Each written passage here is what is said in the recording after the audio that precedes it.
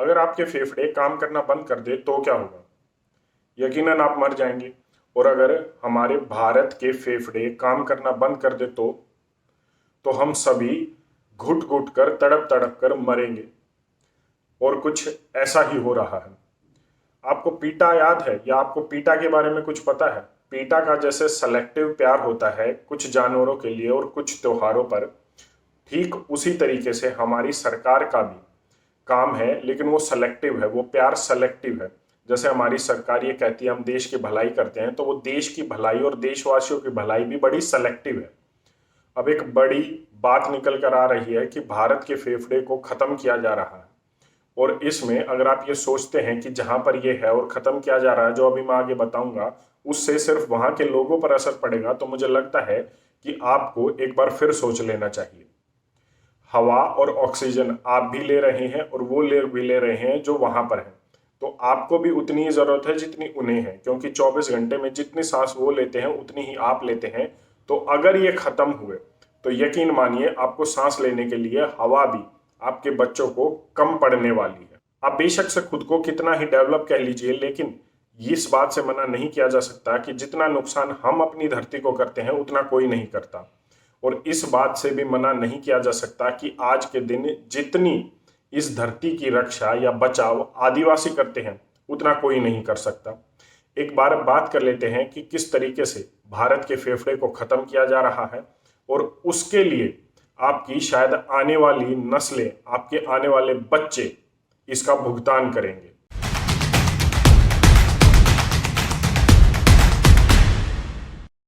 छत्तीसगढ़ में हसदेव फॉरेस्ट है। ये जंगल हैं जो 1500 वर्ग किलोमीटर में फैले हुए हैं।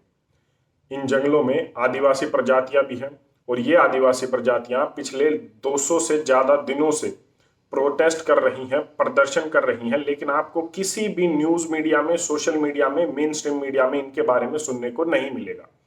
क्यों नहीं मिलेगा? क्योंकि ये जो 1500 वर्ग किलोमीटर का ये जो जंगल है, हसदेव फॉरेस्ट है, इसमें काफी कुछ है।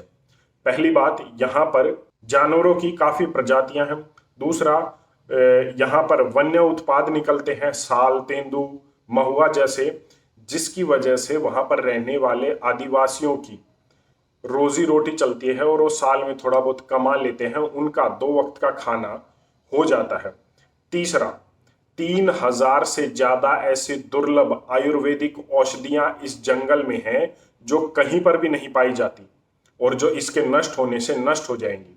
और जो सबसे महत्वपूर्ण चीज जो सरकार मानती है, जो महत्वपूर्ण चीजें थी वो तो मैंने आपको बता दी, लेकिन अब सरकार ये मानती है कि जो सबसे महत्वपूर्ण चीज है वो है कि इस 1500 वर्ग किलोमीटर में 5 अरब टन कोयला है इसकी जमीन के नीचे।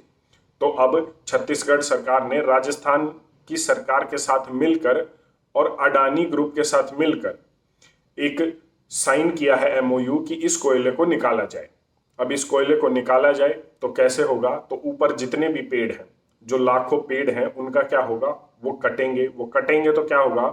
जो जानवरों की प्रजातियां हैं वो खत्म हो जाएगी। जो आदिवासी हैं वो उनको पहले ही बाहर कर दिया गया है, जिसकी वजह से वो 200 से ज्यादा दिनों से प्रोटेस्ट कर रहे हैं, प्रदर्शन कर रहे हैं, और वो ये कह रहे हैं कि ये जंगल नहीं है, ये सिर्फ पेड़ नहीं है, ये हमारे घर है। यहाँ से आप भी उतनी ही ऑक्सीजन लेते हो, हम भी उतनी ही ऑक्सीजन लेते हैं। आप अपने बच्चों को मत मारिए, ये हमारे घर हैं, इन्हें ज्यों का त्यों रहने दीजिए। लेकिन सरकार की कान में जूं तक नहीं रेंग रही है, उसे वो उसके अंदर, जमीन के अंदर का कोयला दिख रहा है जिससे वो डेवलपमेंट करेगी, और सरकार सुनेगी भी नहीं। क्यों? क्योंकि बड़े बड़े बिजनेसमैन शामिल है, और इसमें बीजेपी तो है ही, कांग्रेस भी शामिल है। अगर कोई चमचा या अंधभक्त ये कहे कि वहां तो इसकी सरकार है, यहाँ तो उसकी सरकार है, तो इसमें केंद्र और राज्य की सरकारें दोनों शामिल है, जिसमें राजस्थान की सरकार भी है, जिसमें कांग्रेस की सरकार है। मैं आपको बता दूं कि wild life institute of India की एक रिपोर्ट ये कहती है कि हसदेव फॉरेस्ट जोन में, जो हसदेव के जंगल हैं जो छत्तीसगढ़ में है, इन जंगलों में कोयले की कोई भी खदान नहीं खुलनी चाहिए।